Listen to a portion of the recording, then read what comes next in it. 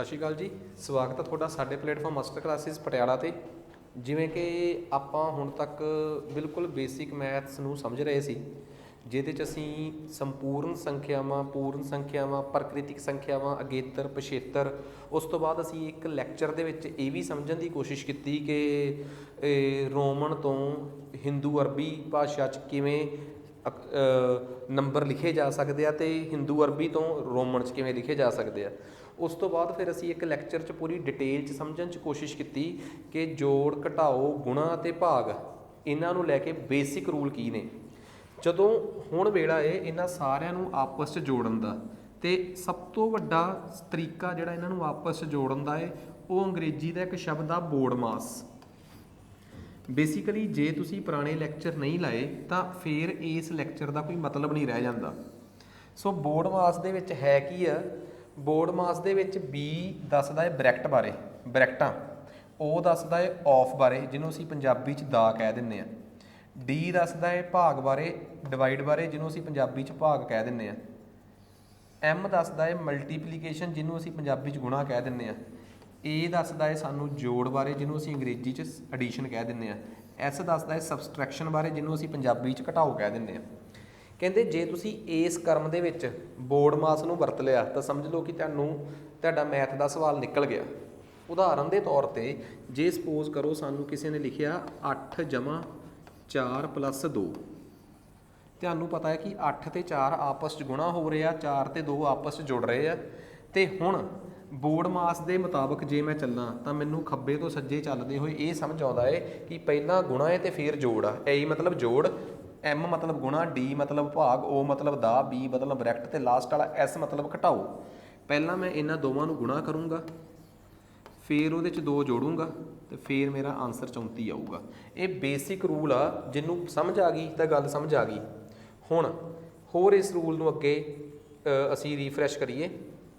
ਸਾਨੂੰ ਇੱਕ ਚੀਜ਼ ਹੋਰ ਸਮਝ ਆਉਂਦੀ ਆ ਕਿ ਜੇ ਸਾਨੂੰ ਕਿਸੇ ਨੇ ਲਿਖਤਾ 8 ਪਲੱਸ 4 ਮਾਈਨਸ 3, ਰੂਲ ਦੇ ਮੁਤਾਬਕ 8 ਪਲੱਸ 4, ਪਹਿਲਾਂ 8 ਅਤੇ 4, ਵੈਸੇ ਜੋੜ ਅਤੇ ਘਟਾਓ ਦੇ ਵਿੱਚ ਪਹਿਲਾਂ ਬਾਅਦ 'ਚ ਕੋਈ ਬਾਹਲੀ ਟਸਲ ਨਹੀਂ ਹੁੰਦੀ, ਪਰ ਫਿਰ ਵੀ ਚਲੋ ਗੱਲ ਤਾਂ ਗੱਲ ਹੀ ਆ। 8 ਅਤੇ 8 ਤੁਸੀਂ ਕਹੋਗੇ 8 ਅਤੇ 4 ਜੁੜ ਕਿਵੇਂ ਰਹੇ ਆ? 8 ਦੇ ਅੱਗੇ ਵੀ ਕਿਹੜਾ ਚਿੰਨ੍ਹ ਆ? ਪਲੱਸ ਦਾ। ਪਿਛਲਾ ਲੈਕਚਰ ਜੇ ਤੁਸੀਂ ਮੇਰਾ ਲਗਾਤਾਰਤਾ ਦੇ ਵਿੱਚ ਲਾਓਗੇ ਤਾਂ ਮੈਂ ਤੁਹਾਨੂੰ ਦੱਸਿਆ ਕਿ ਜਿਹਦੇ ਅੱਗੇ ਕੋਈ ਚਿੰਨ੍ਹ ਨਹੀਂ ਹੁੰਦਾ ਉਹਦੇ ਅੱਗੇ ਪਲੱਸ ਦਾ ਹੁੰਦਾ ਹੈ, ਅਤੇ ਜੇ ਇਹਦੇ ਅੱਗੇ ਵੀ ਪਲੱਸ ਦਾ ਚਿੰਨ੍ਹ ਆ, ਇਹਦੇ ਅੱਗੇ ਵੀ, ਇਹਦਾ ਮਤਲਬ ਇਹ ਆਪਸ 'ਚ ਜੁੜ ਰਹੇ ਆ।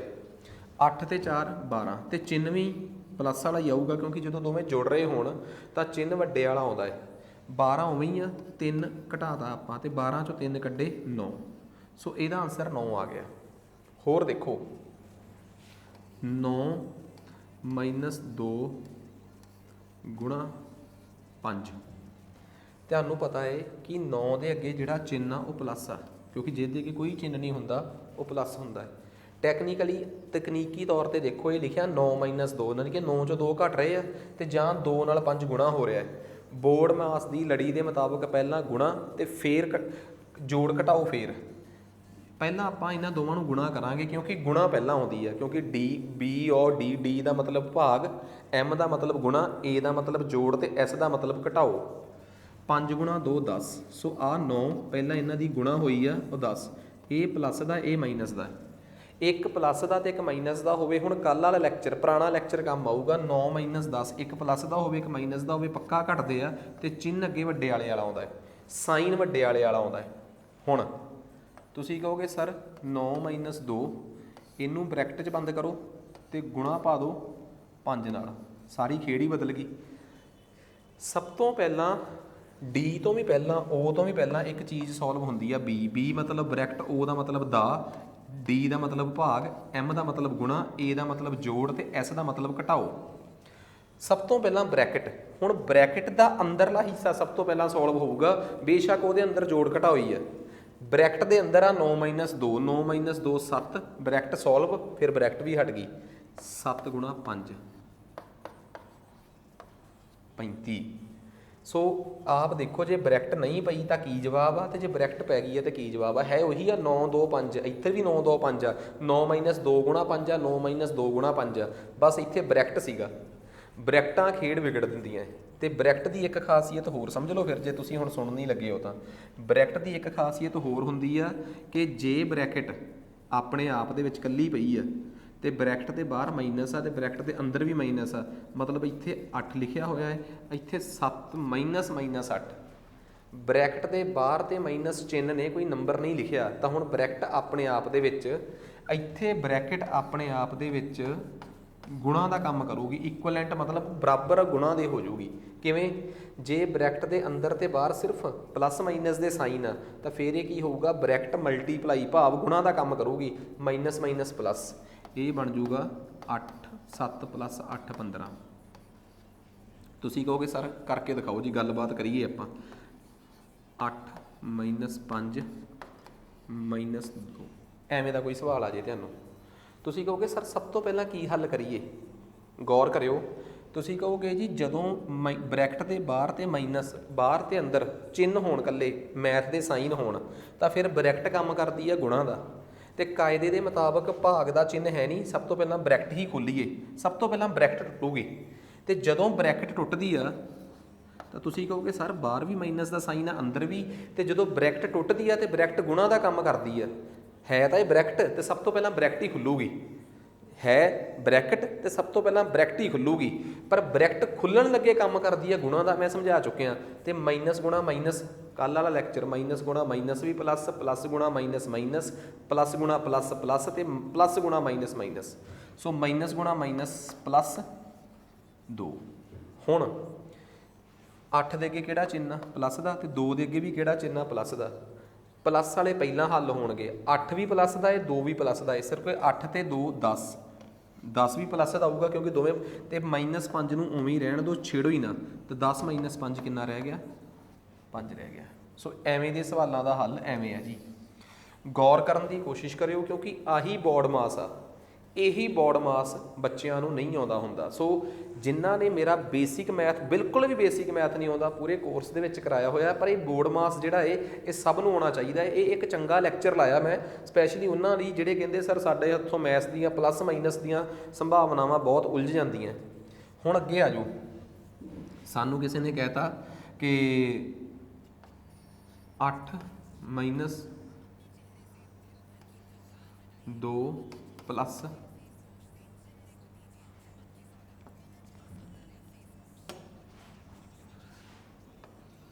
8 - 4 ਪਲੱਸ ਦਾ -2 ਗੁਣਾ 3 ਪਲੱਸ 7 ਪਲੱਸ -2। ਆ ਜਾਂ ਕੁਛ ਸਵਾਲ ਆ ਜੀ, ਐਵੇਂ ਜਿਹਦਾ ਕੁਛ ਸਵਾਲ ਆ ਗਿਆ। ਰੂਲ ਦੇ ਮੁਤਾਬਕ ਸਭ ਤੋਂ ਪਹਿਲਾ ਸਟੈਪ ਕੀ ਹੋਊਗਾ? ਬ੍ਰੈਕਟ ਟੁੱਟੂਗੀ।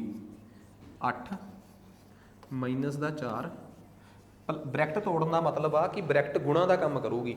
ਪਲੱਸ ਗੁਣਾ ਮਾਈਨਸ, ਜਿਨ੍ਹਾਂ ਨੂੰ ਨਹੀਂ ਪਤਾ, ਪਲੱਸ ਗੁਣਾ ਮਾਈਨਸ ਹਮੇਸ਼ਾ ਮਾਈਨਸ ਹੁੰਦਾ ਹੈ, ਮਾਈਨਸ ਗੁਣਾ ਪਲੱਸ ਹਮੇਸ਼ਾ ਮਾਈਨਸ ਹੁੰਦਾ ਹੈ, ਪਲੱਸ ਗੁਣਾ ਪਲੱਸ ਹਮੇਸ਼ਾ ਪਲੱਸ ਹੁੰਦਾ ਹੈ, ਮਾਈਨਸ ਗੁਣਾ ਮਾਈਨਸ ਹਮੇਸ਼ਾ ਮਾਈਨਸ ਹੁੰਦਾ ਹੈ। ਆ ਜਾਓ, ਬ੍ਰੈਕਟ ਗੁਣਾ ਦਾ ਕੰਮ ਕਰਦੀ ਹੈ ਜਦੋਂ ਟੁੱਟਦੀ ਹੈ ਤਾਂ, ਪਲੱਸ ਗੁਣਾ ਮਾਈਨਸ -2, ਗੁਣਾ ਦਾ 3 ਉਵੇਂ, ਪਲੱਸ ਦਾ 7 ਉਵੇਂ, ਪਲੱਸ ਗੁਣਾ ਮਾਈਨਸ ਦਾ 2 ਉਵੇਂ। ਹੁਣ ਰੂਲ ਦੇ ਮੁਤਾਬਕ ਸਭ ਤੋਂ ਪਹਿਲਾਂ ਡਿਵਾਈਡ ਹੈ ਨਹੀਂ, ਭਾਗ ਹੈ ਨਹੀਂ, ਫਿਰ ਗੁਣਾ ਹੋਊਗਾ। 2 ਗੁਣਾ 3 6, ਕਿਉਂਕਿ ਹੁਣ ਸਭ ਤੋਂ ਪਹਿਲਾਂ ਆ ਹੋਣਾ ਸੀ, ਪਲੱਸ ਦਾ 7, ਭਾਗ ਹੈ ਨਹੀਂ ਸੀ, ਗੁਣਾ ਹੋ ਗਈ, ਗੁਣਾ ਤੋਂ ਬਾਅਦ ਜੋੜਨਾ ਕਿਹੜੇ ਕਿਹੜਿਆਂ ਨੂੰ ਆ? 7 ਦੇ ਅੱਗੇ ਪਲੱਸ ਦਾ ਸਾਈਨ ਆ, 6, ਇਹ ਨਾ ਕਹਿ ਦਿਓ ਸਰ 6 + 7 ਜੁੜਨਗੇ, ਉਹ 6 ਨਹੀਂ, 6 ਦੇ ਅੱਗੇ ਸਾਈਨ ਗੌਰ ਕਰੋ ਕਿਹੜਾ ਹੈ? ਮਾਈਨਸ ਦਾ। 4 ਦੇ ਅੱਗੇ ਵੀ ਸਾਈਨ ਮਾਈਨਸ ਦਾ ਹੈ, ਓਏ 8 ਦੇ ਅੱਗੇ ਸਾਈਨ ਪਲੱਸ ਦਾ ਹੈ, 8 ਦੇ ਅੱਗੇ ਸਾਈਨ ਪਲੱਸ ਦਾ ਹੈ। ਸੋ ਆਹ ਦੇਖੋ ਜੀ, ਆਹ 8 ਵੀ ਪਲੱਸ ਦਾ ਹੈ, 7 ਵੀ ਪਲੱਸ ਦਾ ਹੈ। 8 ਤੇ ਜਿਹੜੇ ਪਲੱਸ ਵਾਲੇ ਹੁੰਦੇ ਆ ਉਹ ਆਪਸ 'ਚ ਜੁੜਦੇ ਆ, ਤੇ ਜੁੜ ਕੇ ਉਹਨਾਂ ਦੇ ਅੱਗੇ ਚਿੰਨ੍ਹ ਵੀ ਪਲੱਸ ਵਾਲਾ ਹੀ ਆਉਂਦਾ ਹੈ, ਕਿਉਂਕਿ ਜਿਹੜੇ ਦੋਵੇਂ ਹੀ ਪਲੱਸ ਦੇ ਆ ਤੇ ਜੁੜਨਗੇ ਤੇ ਚਿੰਨ੍ਹ ਵੀ ਪਲੱਸ ਦਾ ਲਿਆਉਣਗੇ। -4 ਤੇ -6, ਤੁਹਾਨੂੰ ਮੈਂ ਜੋੜ ਘਟਾਓ ਦੇ ਰੂਲਾਂ 'ਚ ਦੱਸਿਆ ਸੀ ਕਿ ਦੋਵੇਂ ਜੋੜਦੇ ਹੋਣ ਉਹ ਵੀ ਜੁੜਦੇ ਆ, ਦੋਵੇਂ ਹੀ ਘਟਾਓ ਦੇ ਹੋਣ ਉਹ ਵੀ ਜੁੜਦੇ ਆ। ਫਰਕ ਸਿਰਫ ਇਹ ਆ ਕਿ ਜਦੋਂ ਦੋਵੇਂ ਜੋੜ ਵਾਲੇ ਜੁੜਦੇ ਆ ਤੇ ਚਿੰਨ੍ਹ ਪਲੱਸ ਦਾ ਲੈ ਕੇ ਆਉਂਦੇ ਆ, ਦੋਵੇਂ ਘਟਾਓ ਵਾਲੇ ਜੁੜਦੇ ਆ ਇਹ ਵੀ ਜੁੜਨਗੇ, ਪਰ ਇਹ ਆਪਣੇ ਅੱਗੇ ਚਿੰਨ੍ਹ ਮਾਈਨਸ ਦਾ ਲੈ ਕੇ ਆਉਣਗੇ। ਇਹ ਆਪਣੇ ਅੱਗੇ ਚਿੰਨ੍ਹ ਮਾਈਨਸ ਦਾ ਲੈ ਕੇ ਆਉਣਗੇ। ਪਲੱਸ ਦਾ 15 ਮਾਈਨਸ ਦਾ 10, ਪਲੱਸ ਦਾ 15 ਮਾਈਨਸ ਦਾ 10 ਆ ਗਿਆ ਜੀ ਆਪਣੇ ਕੋਲ। ਉਮੀਦ ਕਰਦਾ ਕਿ ਇਹ ਕਹਾਣੀ ਚੰਗੀ ਤਰ੍ਹਾਂ ਸਮਝ ਆ ਗਈ ਹੋਊਗੀ। ਪਰ ਹੁਣ ਇਹ ਸਮਝ ਆ ਗਿਆ ਕਿ ਇੱਕ ਪਲੱਸ ਦਾ ਇੱਕ ਮਾਈਨਸ ਦਾ ਇਹ ਆਪਸ 'ਚ ਘਟ ਜਾਣਗੇ। 15 ਮਾਈਨਸ 10 ਇਹ ਤਾਂ ਸਭ ਜਾਣਦੇ ਆ ਜੀ 5 ਹੁੰਦਾ। ਸੋ ਕਿਵੇਂ ਕਨਸੈਪਟ ਬੋਰਡ ਮਾਸ ਦਾ ਕੰਮ ਕਰਦਾ ਹੈ ਉਹ ਮੈਂ ਤੁਹਾਨੂੰ ਦੱਸ ਹੀ ਚੁੱਕਿਆ। ਪਲੱਸ ਮਾਈਨਸ ਦੀਆਂ ਕਹਾਣੀਆਂ ਦੀ ਹੀ ਸਾਰਾ ਰੌਲਾ ਸੀਗਾ। ਆ ਜਾਓ ਹੁਣ ਮੈਂ ਤੁਹਾਨੂੰ ਕੁਝ ਸਵਾਲ ਕੱਢਣੇ ਸਿਖਾਉਣਾ ਜਿਵੇਂ ਆਪਣੇ ਕੋਲ, ਠੀਕ ਹੈ। ਇੱਕ ਸਵਾਲ ਆ, ਮੈਂ ਇੱਥੋਂ ਸਵਾਲ ਚੱਕ ਲਿਖੀ ਜਾਂਦਾ। ਪਹਿਲਾ ਸਵਾਲ ਇਹਨਾਂ ਨੇ ਪਾਇਆ ਹੈ 21 ਡਿਵਾਈਡ ਬਾਏ 3 ਪਲੱਸ 3 ਗੁਣਾ 9 ਬ੍ਰੈਕਟ ਦੇ ਵਿੱਚ, ਫਿਰ ਗੁਣਾ 9 ਡਿਵਾਈਡ ਬਾਏ ਤੇ ਹੈਗਾ ਹੈ ਜੀ 5। ਆ ਲਓ ਜੀ, ਸੌਰੀ ਡਿਵਾਈਡ ਬਾਏ 5 ਨਹੀਂਗਾ, ਪਲੱਸ 5 ਹੈ ਜੀ। ਠੀਕ ਹੈ ਜੀ, ਆਹ ਸਵਾਲ ਆ ਜੀ। ਚਲੋ ਕੁਛ ਵੀ ਹੋਵੇ, ਮੈਨੂੰ ਲਾਸਟ 'ਚ ਪਤਾ ਨਹੀਂ ਲੱਗ, ਹਾਂ ਪਲੱਸ 5 ਹੀ ਹੈ ਜੀ, ਬਿਲਕੁਲ ਸਹੀ ਹੈ, ਪਲੱਸ 5 ਨਹੀਂਗਾ।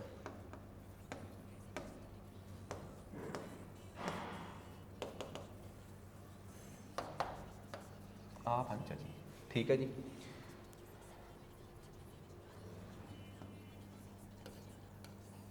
ਚਲੋ ਖੈਰ ਅਗਲੇ ਸਵਾਲ ਆਈ ਜਾਣਗੇ, ਜੇ ਕਿਤੇ ਕੋਈ ਗੜਬੜ ਪਾਈ ਵੀ ਗਈ ਆਪਾਂ ਉਹਨੂੰ ਸਹੀ ਕਰ ਲਾਂਗੇ। ਖੈਰ ਆ ਜਾਓ, ਮੈਂ ਨਾਲ ਦੀ ਨਾਲ ਸਵਾਲ ਵੀ PDF ਫਾਰਮੈਟ 'ਚ ਵੀ ਚੈੱਕ ਕਰ ਲੂੰਗਾ ਕਿ ਤਾਂ ਕਿ ਕੁਝ ਗਲਤ ਨਾ ਹੋਵੇ।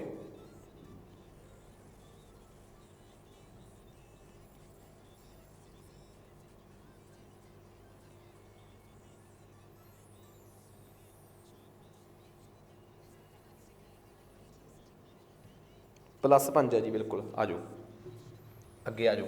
ਸਭ ਤੋਂ ਪਹਿਲਾ ਮਸਲਾ ਤੁਸੀਂ ਕਰੋ ਸਵਾਲ। ਸਭ ਤੋਂ ਪਹਿਲਾਂ ਬ੍ਰੈਕਟ ਹੱਲ ਹੋਊਗੀ 21 ਡਿਵਾਈਡ ਬਾਏ 3 ਪਲੱਸ 9 ਤੀਏ 27 ਬ੍ਰੈਕਟ ਹੱਲ ਗੁਣਾ 9 ਪਲੱਸ 5। ਬ੍ਰੈਕਟ ਹੱਲ ਹੋ ਗਈ। ਹੁਣ ਭਾਗ ਹੱਲ ਹੋਊਗਾ। ਬ੍ਰੈਕਟ ਤੋਂ ਬਾਅਦ ਡਿਵਾਈਡ ਹੱਲ ਹੁੰਦਾ ਹੈ, ਭਾਗ ਹੱਲ ਹੁੰਦਾ ਹੈ। 21/21 ਭਾਗ ਹੈ 3, 21/3 ਕਿੰਨਾ ਹੁੰਦਾ ਹੈ 7 ਪਲੱਸ 27 ਗੁਣਾ 9 ਪਲੱਸ 5। ਅਗਲਾ ਸਟੈਪ, ਤੀਸਰਾ ਸਟੈਪ ਆਪਣੇ ਕੋਲ ਆਊਗਾ। ਸਵਾਲ ਤਾਂ ਮੈਂ ਪੂਰਾ ਹੱਲ ਕਰਾ ਹੀ ਦਿੱਤਾ ਤੁਹਾਨੂੰ।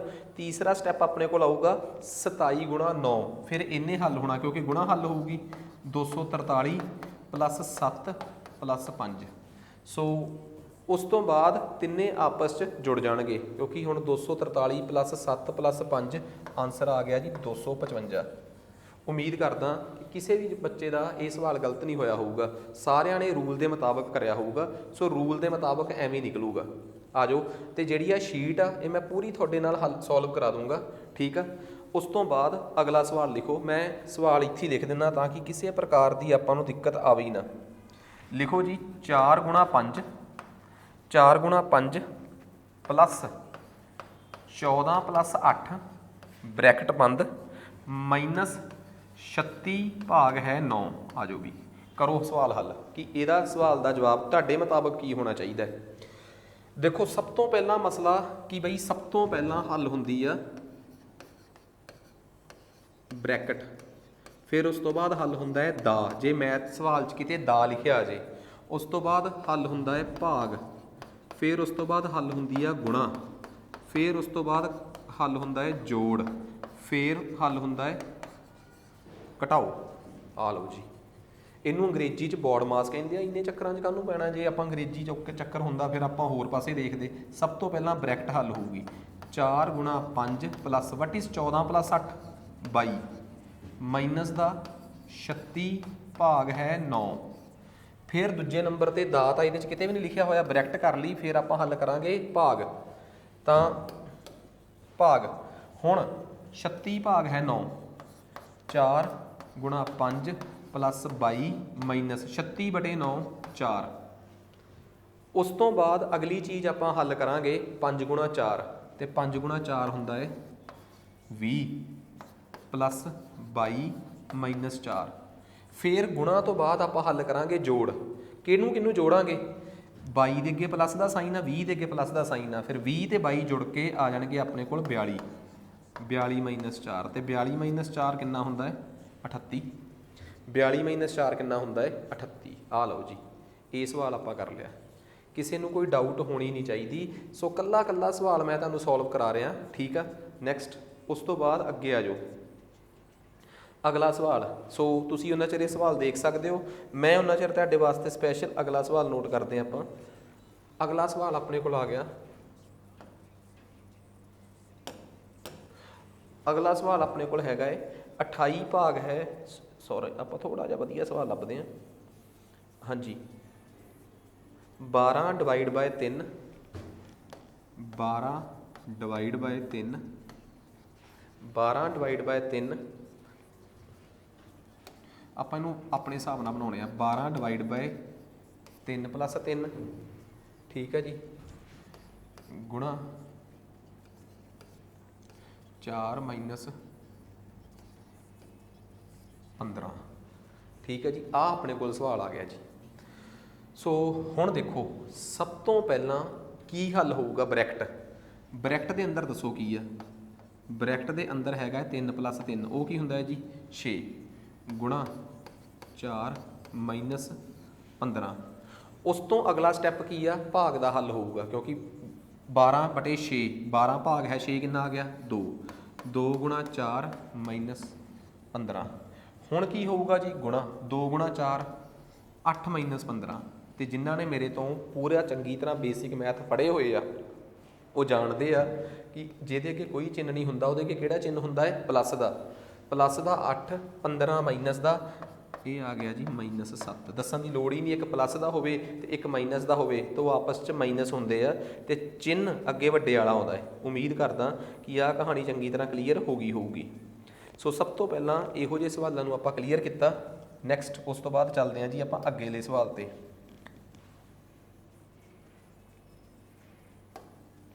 ਅਗਲਾ ਸਵਾਲ ਆ ਗਿਆ ਜੀ, ਆ ਲਓ ਜੀ, 10 divide by 10, 10 divide by 10 plus 10 divide by 10 plus 10, sorry 40 divide by 40, 10 plus 10 minus 10 minus 5,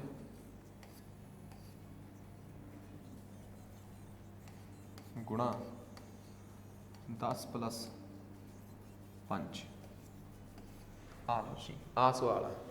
ਸਭ ਤੋਂ ਪਹਿਲੀ ਗੱਲ, ਇਸ ਸਵਾਲ ਦੇ ਵਿੱਚ ਸਭ ਤੋਂ ਪਹਿਲਾਂ ਬ੍ਰੈਕਟਾਂ ਸੋਲਵ ਹੋਣਗੀਆਂ।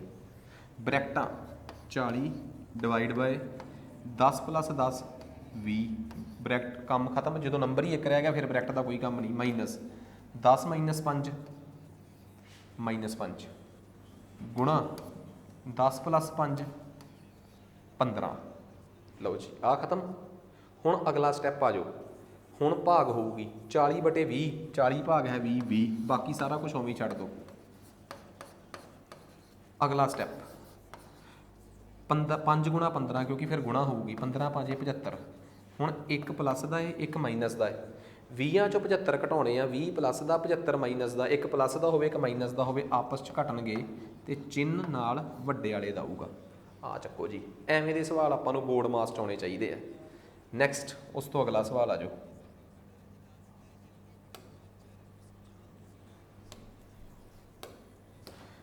ਅਗਲਾ ਸਵਾਲ ਬੜੇ ਟੈਕਨੀਕਲ ਸਵਾਲ ਆ। 2 ਪਲੱਸ 2 ਮਾਈਨਸ 2 ਗੁਣਾ 2 ਡਿਵਾਈਡ ਹੈ 2। ਆ ਲਓ ਜੀ, ਇਸ ਸਵਾਲ ਦਾ ਜਵਾਬ ਕੱਢ ਕੇ ਦਿਓ ਕਿ ਕੀ ਆਉਣਾ ਚਾਹੀਦਾ। ਇਸ ਸਵਾਲ ਦਾ ਜਵਾਬ ਕੀ ਆਊਗਾ? ਇਸ ਸਵਾਲ ਦਾ ਜਵਾਬ ਕੀ ਆਊਗਾ? ਪਹਿਲੀ ਗੱਲ, ਸਭ ਤੋਂ ਪਹਿਲਾਂ ਆਹ ਹੱਲ ਹੋਊਗਾ 2 ਪਲੱਸ 2 ਮਾਈਨਸ 2 ਗੁਣਾ 2 ਭਾਗ ਹੈ 2, 2/2 1। ਉਸ ਤੋਂ ਬਾਅਦ ਕੀ ਆਊਗਾ? ਹੁਣ ਅਗਲਾ ਗੁਣਾ ਸੋਲਵ ਹੋਊਗੀ। 2 ਪਲੱਸ 2 ਮਾਈਨਸ 2 ਗੁਣਾ 1 2, ਫਿਰ ਪਲੱਸ ਹੋਊਗਾ ਪਲੱਸ ਦਾ 2 ਪਲੱਸ ਦਾ 2, ਇਹ ਆ ਗਿਆ ਜੀ 4, 4 ਮਾਈਨਸ 2, ਤੇ 4 ਮਾਈਨਸ 2 ਕਿੰਨਾ ਆ ਗਿਆ ਜੀ 2। ਤੁਹਾਡੇ ਸਾਹਮਣੇ ਆ ਕਿਸ ਤਰੀਕੇ ਨਾਲ ਇੱਕ ਸਵਾਲ ਦਾ ਆਪਾਂ ਹੱਲ ਕੱਢਤਾ। ਤੁਹਾਡੇ ਸਾਹਮਣੇ ਆ, ਇਹੀ ਚੀਜ਼ਾਂ ਸਾਨੂੰ ਪੇਪਰ 'ਚ ਤੰਗ ਕਰਦੀਆਂ, ਤੇ ਅਸੀਂ ਚਾਹੁੰਦੇ ਹਾਂ ਕਿ ਇਹ ਚੀਜ਼ਾਂ ਸਾਨੂੰ ਚੰਗੀ ਤਰ੍ਹਾਂ ਪੇਪਰ 'ਚ ਸਮਝ ਆਉਣੀਆਂ ਚਾਹੀਦੀਆਂ ਕਿ ਕਿਉਂ ਨਹੀਂ ਸਾਨੂੰ ਇਹ ਸਮਝ ਆਉਂਦੀਆਂ, ਕਿਉਂਕਿ ਅਸੀਂ ਬੋਰਡ ਮਾਸ ਵਰਗੀ ਚੀਜ਼ ਨੂੰ ਕਦੀ ਸੀਰੀਅਸ ਲਿਆ ਹੀ ਨਹੀਂ। ਹੁਣ ਮੈਂ ਕੀ ਕਰਨਾ ਚਾਹੁੰਦਾ, 2 + 2 - 2 ਗੁਣਾ 2 ਡਿਵਾਈਡ ਹੈ 2। ਮੈਂ ਚਾਹੁੰਦਾ ਕਿ ਆਪਾਂ ਆਹ ਚੀਜ਼ ਕਰ ਦਈਏ, ਫਿਰ ਇਹਦਾ ਆਨਸਰ ਕਿੰਨਾ ਆਊਗਾ। ਠੀਕ ਹੈ, ਸੌਰੀ,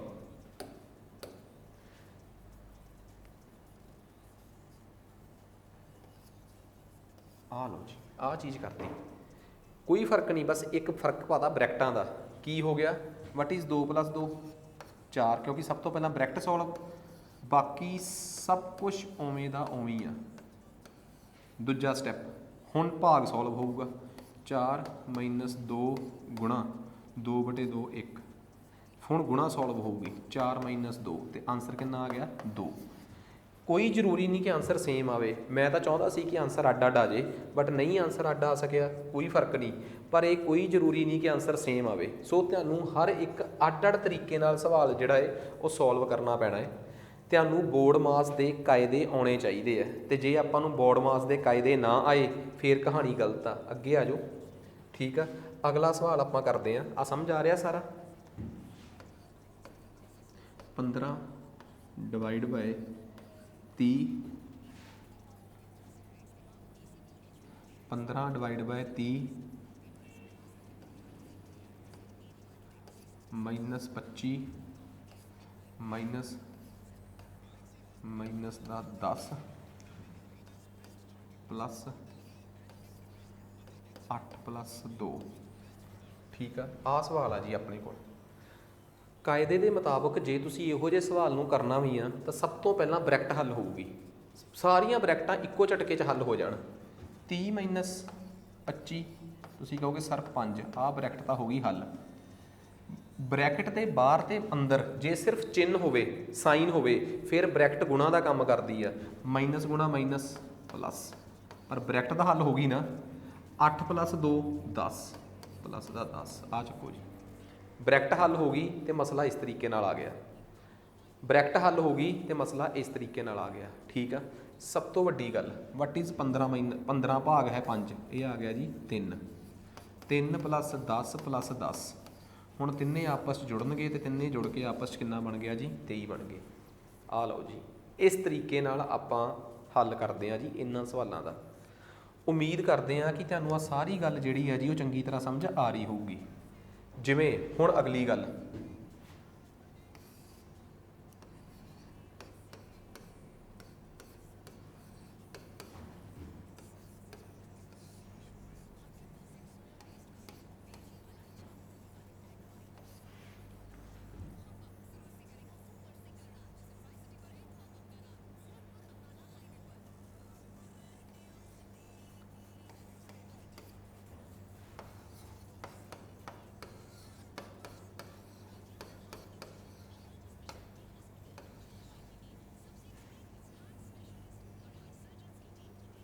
ਆ ਲਓ ਜੀ,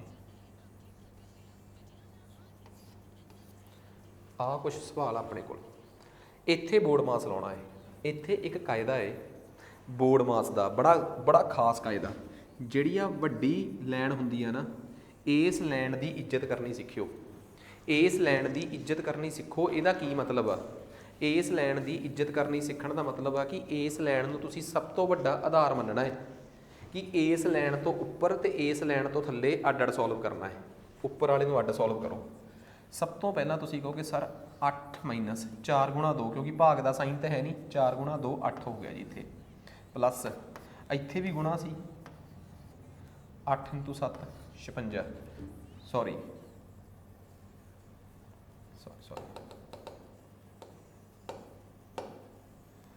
ਇੱਥੇ ਡਿਵਾਈਡ ਹੈ ਜੀ, ਨਹੀਂ ਤਾਂ ਸਵਾਲ ਸੌਖਾ ਹੋ ਜਾਂਦਾ। ਆ ਡਿਵਾਈਡ ਹੈ। ਸਭ ਤੋਂ ਪਹਿਲਾਂ ਤੁਸੀਂ ਕਹਿਣਾ ਸਰ ਇਸ ਬ੍ਰੈਕਟ ਦੇ ਉੱਪਰ ਅੱਡ ਸੋਲਵ ਕਰਨਾ ਹੈ, ਥੱਲੇ ਅੱਡ। 8 ਗੁਣਾ 8 - 4 ਗੁਣਾ 2 ਪਲੱਸ 7 ਗੁਣਾ 8/4 2 ਆ ਗਿਆ ਜੀ। ਉੱਪਰ ਤਾਂ ਅਸੀਂ ਆਹ ਕਰਤਾ। ਥੱਲੇ ਸਾਨੂੰ ਸਭ ਤੋਂ ਪਹਿਲਾਂ ਇਹ ਸਮਝ ਆਇਆ ਕਿ ਸਰ 2 ਡਿਵਾਈਡ ਬਾਏ 2 +2 ਗੁਣਾ 2 - 2 0 ਆ ਜੀ। ਠੀਕ ਹੈ ਜੀ, ਲਓ ਜੀ ਆਹ ਗੱਲ ਕਲੀਅਰ ਹੋ ਗਈ। ਉਸ ਤੋਂ ਬਾਅਦ ਕਹਿੰਦੇ ਸਰ ਸਾਨੂੰ ਇਹ ਸਮਝ ਆ ਰਹੀ ਆ, ਇਸ ਸਵਾਲ ਨੂੰ ਕਰਨ ਦਾ ਇਹ ਸਮਝ ਆ ਰਿਹਾ ਹੈ ਕਿ ਅਸੀਂ ਇੱਥੇ ਪਹਿਲਾਂ ਇਹਨਾਂ ਦੋਵਾਂ ਨੂੰ ਗੁਣਾ ਕਰੀਏ, ਇਹਨਾਂ ਦੋਵਾਂ ਨੂੰ ਗੁਣਾ ਕਰੀਏ, ਕਿਉਂਕਿ ਗੁਣਾ ਪਹਿਲਾਂ ਕਰਨੀ ਆ। 4 ਦੂਣੀ 8 ਪਲੱਸ 7 ਦੂਣੀ 14 ਬਟੇ 'ਚ। ਇੱਥੇ ਹੁਣ ਅਸੀਂ ਪਹਿਲਾਂ ਭਾਗ ਕਰਨੀ ਆ 2/2 1 1 ਪਲੱਸ 2 ਗੁਣਾ 0। ਇਸ ਤੋਂ ਬਾਅਦ ਕਾਇਦਾ ਕਹਿੰਦਾ ਹੈ ਕਿ ਪਲੱਸ ਵਾਲੇ ਚੱਕਣੇ ਆ, ਥੱਲੜੇ ਵਾਲਿਆਂ ਦਾ ਤੇ ਉੱਪਰ ਵਾਲਿਆਂ ਦਾ ਆਪਸ 'ਚ ਕੋਈ ਮੇਲ ਨਹੀਂ ਹੋਣਾ ਚਾਹੀਦਾ। ਇਹਦੇ ਅੱਗੇ ਸਾਈਨ ਪਲੱਸ ਦਾ ਹੈ, ਪਲੱਸ ਦਾ 14 ਪਲੱਸ ਦਾ 8, 14 ਤੇ 8 22, 22 - 8 ਥੱਲੇ 1 2 ਗੁਣਾ 0 0, 22 ਚੋਂ 8 ਕੱਢੇ, 22 ਤੋਂ 8 ਕੱਢੇ ਆਪਣੇ ਆ ਗਏ 14, 1 + 0 1, ਆ ਲਓ ਜੀ ਇਹ ਆਪਣੇ ਕੋਲ 14 ਆ ਗਿਆ। ਉਮੀਦ ਕਰਦਾ ਕਿ ਇਹ ਕਹਾਣੀ ਤੁਹਾਨੂੰ ਚੰਗੀ ਤਰ੍ਹਾਂ ਸਮਝ ਆ ਗਈ ਹੋਊਗੀ।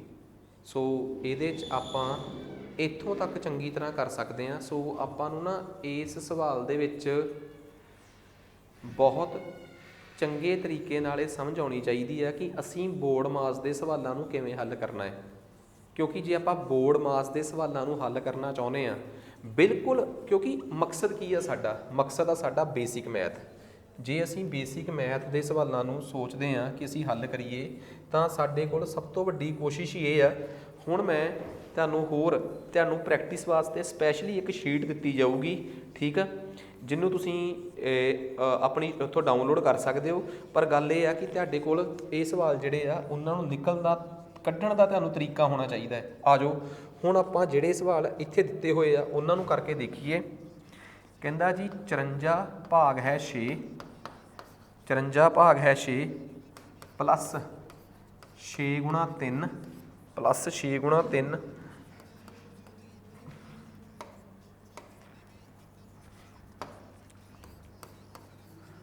ਗੁਣਾ 20 ਪਲੱਸ 15। ਲਓ ਜੀ ਇਹ ਸਵਾਲ ਤੁਸੀਂ ਮੈਨੂੰ ਕਰਕੇ ਦਿਓ, ਫਿਰ ਮੈਂ ਹੋਰ ਸਵਾਲ ਵਧੀਆ ਕੁਆਲਿਟੀ ਦੇ ਸਵਾਲ ਵੀ ਚੱਕਦਾ ਤਾਂ ਕਿ ਤੁਹਾਨੂੰ ਹੋਰ ਵੀ ਕਨਸੈਪਟ ਕਲੀਅਰ ਹੋਵੇ।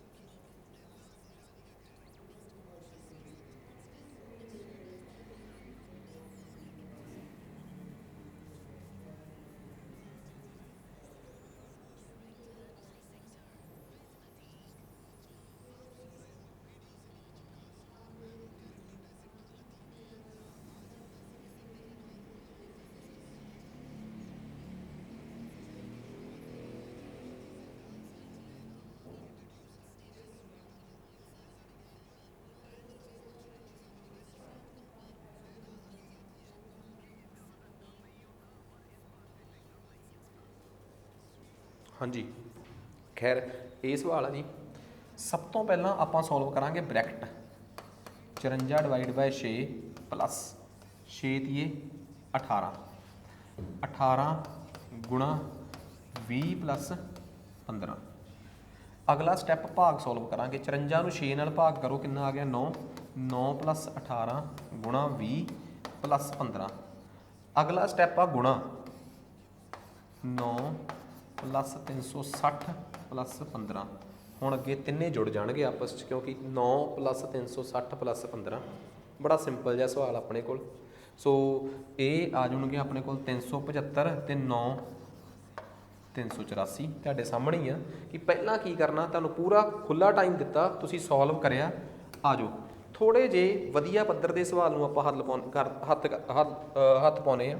ਕਹਿੰਦਾ 42 माइनस 12 गुणा 3, 42 माइनस 12 गुणा 3 प्लस 8 बटे 8 भाग है 2 प्लस 15 लाइन थले 8 गुणा 2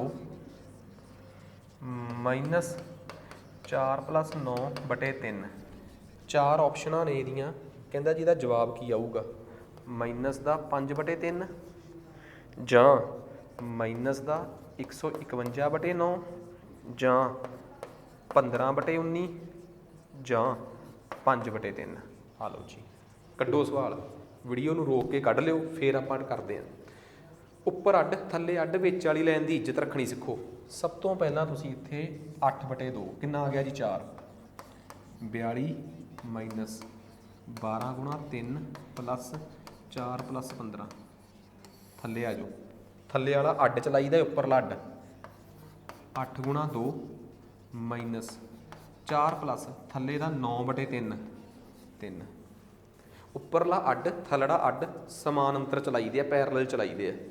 ਇਹ ਮੈਂ ਤੁਹਾਨੂੰ ਪਹਿਲਾਂ ਹੀ ਦੱਸਤਾ ਸੀ ਕਿ ਉੱਪਰ ਲੈਣ ਨੂੰ ਮਿਕਸ ਨਹੀਂ ਕਰਨਾ।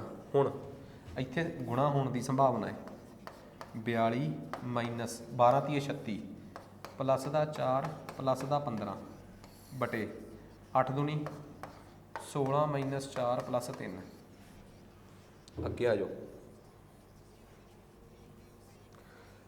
ਹੁਣ ਜਾਂ ਮਾਈਨਸ ਆ ਜਾਂ ਪਲੱਸ ਆ, ਇਹਦੇ ਅੱਗੇ ਕਿਹੜਾ ਚਿੰਨ੍ਹ ਆ ਪਲੱਸ ਦਾ, ਇਹਦੇ ਅੱਗੇ ਕਿਹੜਾ ਚਿੰਨ੍ਹ ਆ ਪਲੱਸ ਦਾ। ਪਲੱਸ ਦਾ 42 ਪਲੱਸ ਦਾ 4 ਤੇ ਪਲੱਸ ਦਾ 15 ਇਹ ਆਪਸ 'ਚ ਜੁੜਨਗੇ। 42 ਤੇ 4 46, 46 ਤੇ 15 ਜਿੰਨੇ ਵੀ ਹੋਣਗੇ ਆਪਣੇ ਕੋਲ 46 ਤੇ 15 61 ਮਾਈਨਸ 36 ਥੱਲੇ ਆ ਜਾਓ। ਪਲੱਸ ਦਾ 16 ਤੇ ਪਲੱਸ ਦਾ 3 ਪਲੱਸ ਦਾ 19 19 ਮਾਈਨਸ 4 61 ਚੋਂ 36 ਕੱਢੋ ਹੁਣ, ਕਿਉਂਕਿ ਉੱਪਰ 61 ਚੋਂ 36 ਆਉਣਗੇ।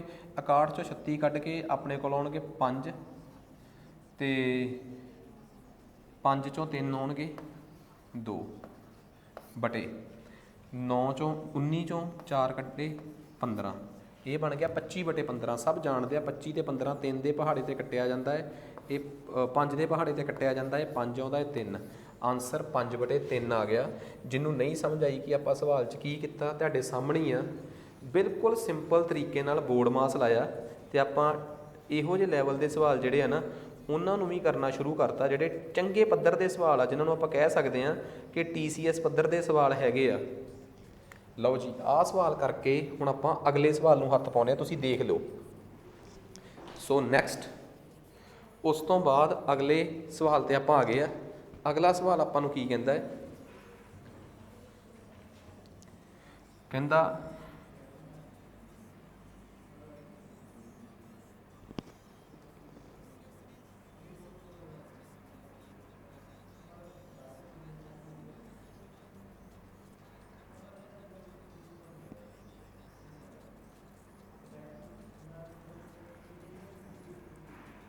ਤੀ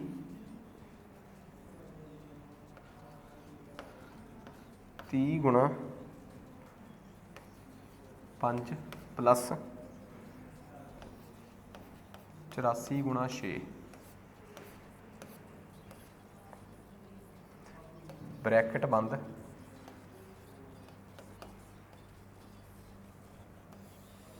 ਆ ਲਓ ਜੀ ਬਟੇ 'ਚ ਆ ਗਿਆ ਆਪਣੇ ਕੋਲ 36 ਡਿਵਾਈਡ ਬਾਈ 18 ਮਾਈਨਸ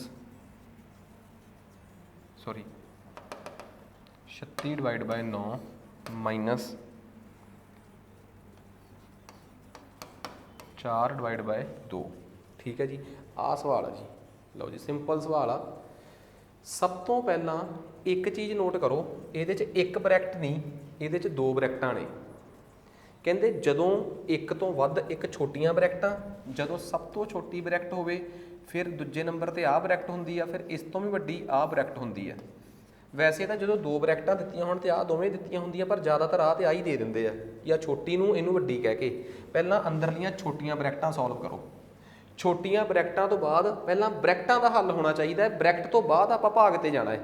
ਜਦੋਂ ਤੱਕ ਆ ਬ੍ਰੈਕਟ ਦਾ ਅੰਦਰਲਾ ਹੱਲ ਨਹੀਂ ਹੁੰਦਾ ਉਹਦੇ ਨਾਲ ਬਾਹਰਲੇ ਦਾ ਹੱਲ ਨਹੀਂ ਕਰ ਸਕਦੇ ਤੁਸੀਂ, ਕਿਉਂਕਿ ਬ੍ਰੈਕਟ ਤੋਂ ਬਾਅਦ ਹੀ ਭਾਗ ਹੋਊਗੀ। ਤੇ ਇਸ ਲਾਈਨ ਦੀ ਇੱਜ਼ਤ ਕਰਨੀ ਸਿੱਖੋ ਕਿ ਥੱਲੇ ਤੇ ਉੱਪਰਲੇ ਦਾ ਕੋਈ ਸੰਬੰਧ ਨਹੀਂ। 30 ਗੁਣਾ 5 150 ਪਲੱਸ 84 ਗੁਣਾ 8 84 ਗੁਣਾ 6 ਸੌਰੀ 8 ਨੂੰ 6 ਨਾਲ ਕੀਤਾ ਆਪਣੇ ਕੋਲ ਆ ਗਿਆ 8 ਨੂੰ 6 ਨਾਲ ਕੀਤਾ, ਜਾਂ ਇੱਥੇ ਆਪਾਂ 85 ਗੁਣਾ 6 ਕਰ ਲਓ, ਸਵਾਲ ਥੋੜਾ ਜਿਹਾ ਸੌਖਾ ਹੋ ਜਾਊਗਾ। 85 6 5 30 3 ਹਾਸਲ 8 ਛਿਕੇ 48 49 50 51 ਇਹ ਆ ਗਿਆ ਜੀ 510। ਇਹ ਹੁਣ ਵੱਡੀ ਬ੍ਰੈਕਟ 'ਚ ਆ, ਹਜੇ ਵੀ ਬ੍ਰੈਕਟ ਸੋਲਵ ਨਹੀਂ ਹੋਈ ਤੇ ਬਾਹਰ ਹੈਗਾ ਜੀ 5। ਇਸ ਡਿਵਾਈਡ ਤੋਂ ਥੱਲੇ ਵਾਲੇ ਦਾ ਉੱਪਰ ਵਾਲੇ ਨਾਲ ਕੋਈ ਸੰਬੰਧ ਨਹੀਂ, ਥੱਲੇ ਆ ਜਾਓ। 36 ਭਾਗ ਹੈ 9 4 ਭਾਗ ਹੈ 2 36 ਬਟੇ 9 4 ਮਾਈਨਸ ਉਵੇਂ ਦਾ ਉਵੇਂ 4 ਬਟੇ 2 2 ਆ ਚੱਕੋ ਜੀ। ਹੁਣ ਬ੍ਰੈਕਟ ਸੋਲਵ ਕਰਨੀ ਆ 150 ਆ 500 ਆ,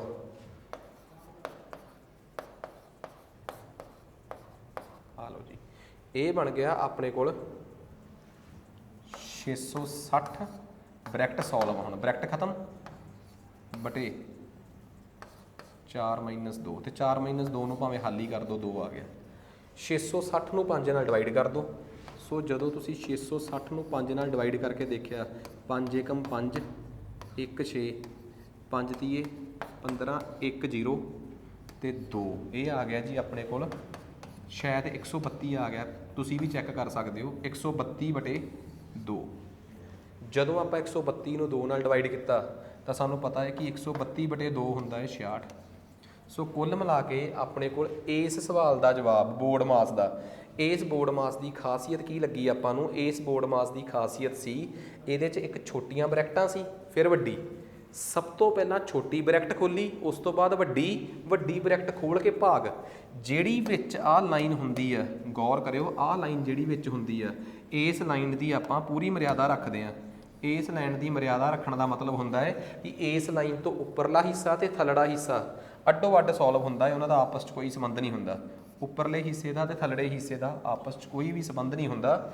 ਐਂਡ 'ਚ ਜਾ ਕੇ ਜਦੋਂ ਉੱਪਰਲੇ ਦਾ ਅੱਡ ਆਂਸਰ ਆ ਜੇ, ਥੱਲੇ ਵਾਲੇ ਦਾ ਅੱਡ ਆਂਸਰ ਆ ਜੇ, ਫਿਰ ਦੋਵਾਂ ਨੂੰ ਆਪਾਂ ਆਪਸ 'ਚ ਮਿਲਾ ਦਈਦਾ ਹੈ। ਸੋ ਜੇ ਕੋਈ ਮੈਨੂੰ ਕਵੇ ਕਿ ਸਰ ਇੱਥੋਂ ਤੱਕ ਅਸੀਂ ਹੁਣ ਤੱਕ ਕੀ ਸਮਝਣ ਦੀ ਕੋਸ਼ਿਸ਼ ਕੀਤੀ ਹੈ, ਤਾਂ ਤੁਸੀਂ ਸਮਝੋ ਜਿੱਥੋਂ ਤੱਕ ਮੈਂ ਤੁਹਾਨੂੰ ਹੁਣ ਲੈ ਕੇ ਆਇਆ।